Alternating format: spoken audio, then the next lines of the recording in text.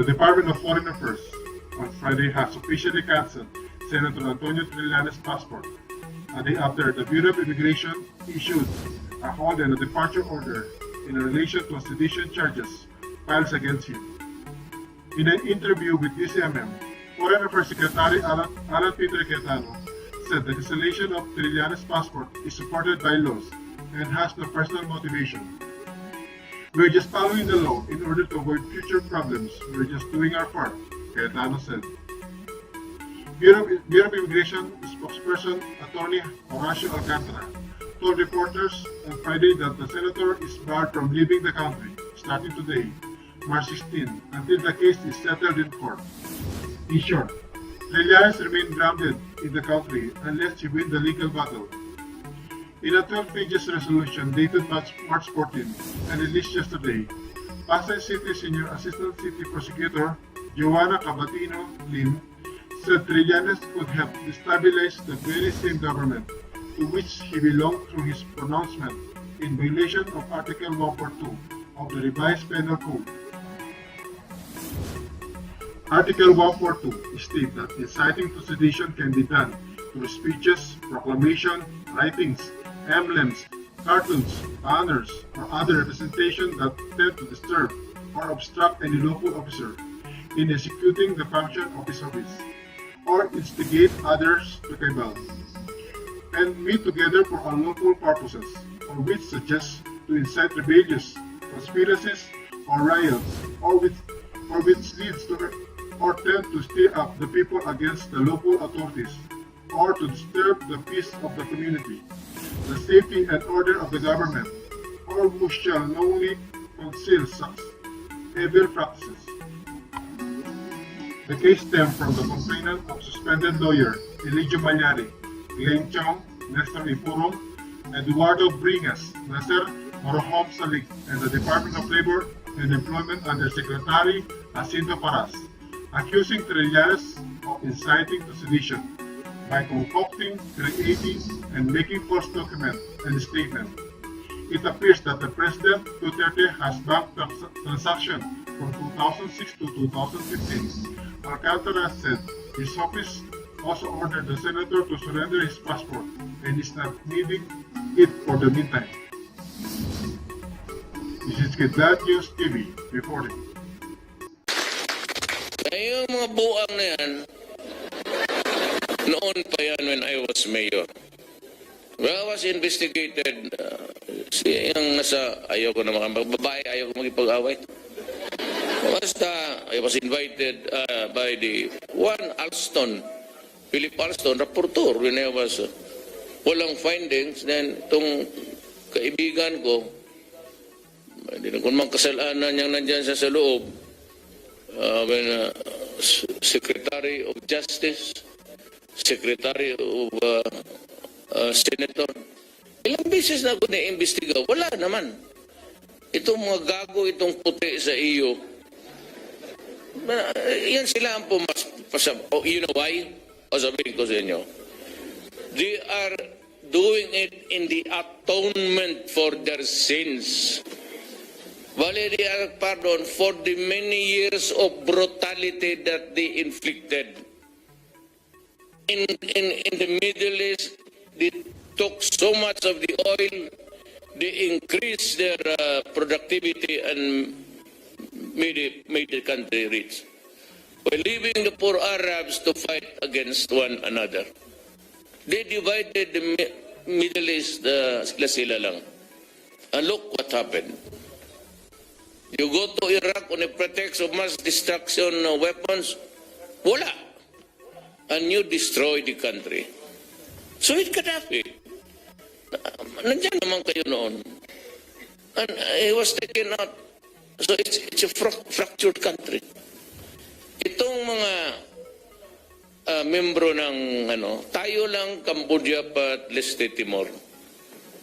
At sinabi ko, sabi ko sa kanila, mas bright ako sa kanila, ayaw lang maniwala. Totoo. Doon pa yan kasi na-imbestiga pa rin ng mayor, I already studied my lesson by way of defense.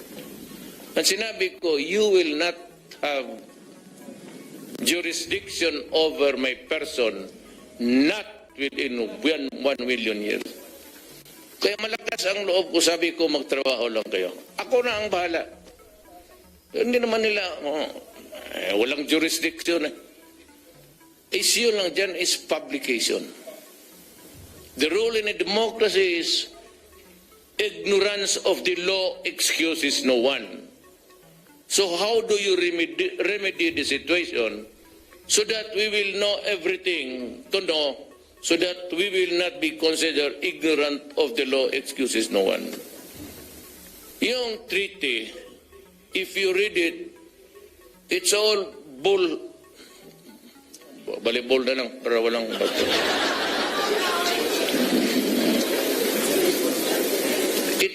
It is clearly a criminal law.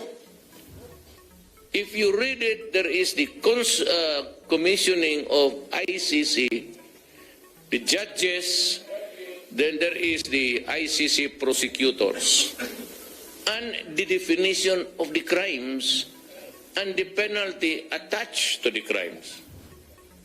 Now, our rule in this jurisdiction is i-publish mo talaga para hindi ma-ignorante yung tao. Because if it is not published, you cannot tell me now that ignorance of the law excuses no one. It has to be published in the official gazette. That is the publication of the government.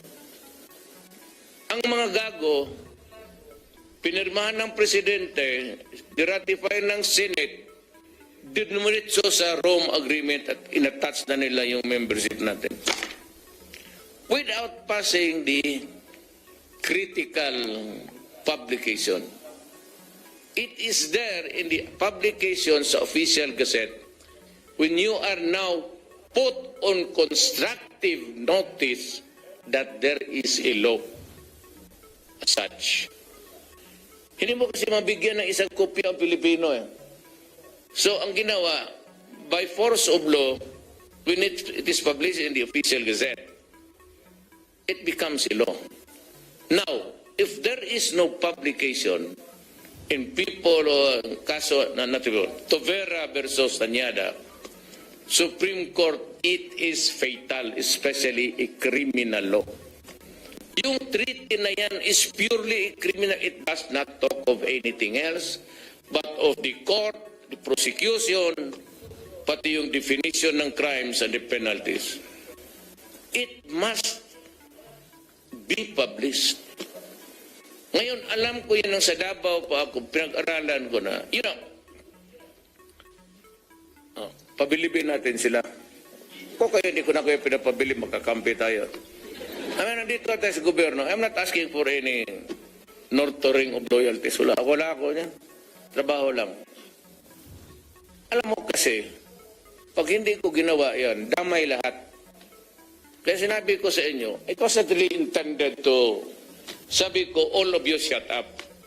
Kasi kung maraming, pagdating ng mga investigador, may magkamali talaga niya na commander sa base or sabi ko, tumahimik kayo para ako lang mag-isa, hindi ako magkamali. Kasi alam ko ang depensa ko.